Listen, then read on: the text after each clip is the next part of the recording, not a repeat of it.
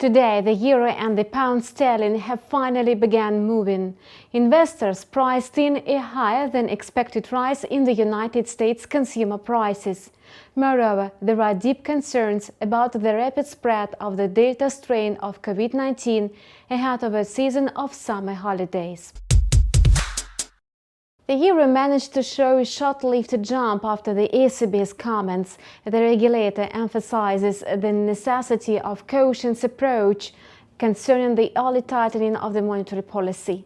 At the same time, the pound sterling is hovering at almost the same level. Such a dynamic was caused by the UK labour market report that was both disappointing and encouraging.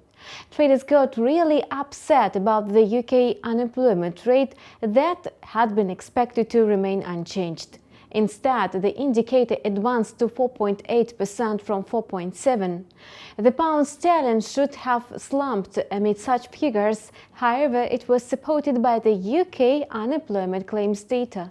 Thus, the overall number of claims tumbled by 115,000. Economists had foreseen a bigger drop of 120,000.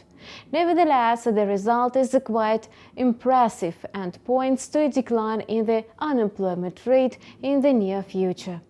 At the beginning of the year straight, the greenback is likely to gain in value. However, the US unemployment claims report will hardly impress market participants. The fact is that the number of first-time claims may slide by 5,000, whereas the number of continuing claims may drop by 39,000. At the same time, the US industrial production report may support the greenback. Notably, the low base effect is still distorting early figures.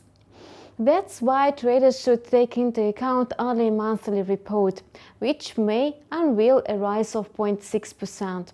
It's a really positive result compared to Europe, where industrial production is still falling.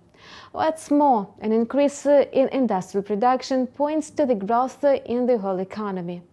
Let us take a look at the trading charts. The euro-dollar pair once again rebounded from the support level of 1.18, as it was on July 8. This in turn influenced the number of short positions.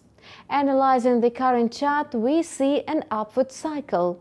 The quote has already approached the resistance area between 1.1850 and 1.1895. This may lead to a drop in the volume of long positions. In this case, the pair may reverse after reaching the levels of 1.1850 and 1.1895. At the same time, yesterday the pound-dollar pair was hovering within the range of 90 pips. In fact, the pound sterling fully recovered after a decline locked on July 13. Judging by the current price location, we can see that it's in demand.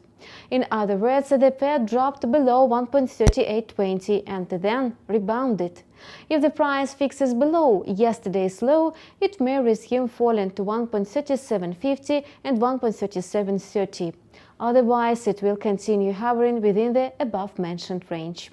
And that's all for now. We keep monitoring the financial market situation. Subscribe to our channel and see you in several hours. We will take a close look at the US trading session.